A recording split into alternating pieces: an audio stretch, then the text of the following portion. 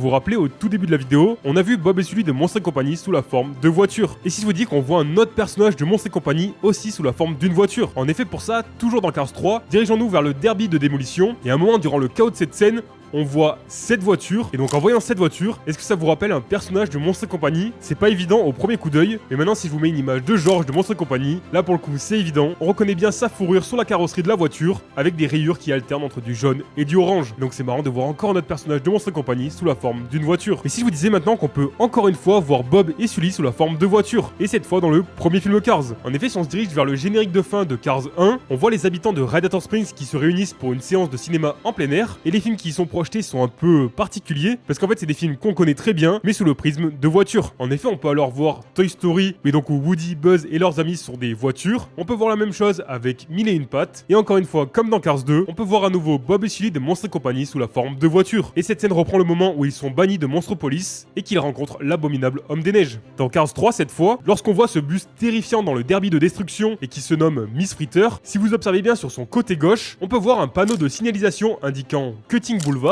et c'est en fait le même panneau que l'on retrouvait dans la chambre d'Andy dans Toy Story 3. Regardez bien, on le voit juste ici, on le reconnaît très bien, surtout avec sa couleur verte. Et en plus de ça, Cutting Boulevard c'est pas une adresse au hasard, c'est en fait l'ancienne adresse des studios Pixar.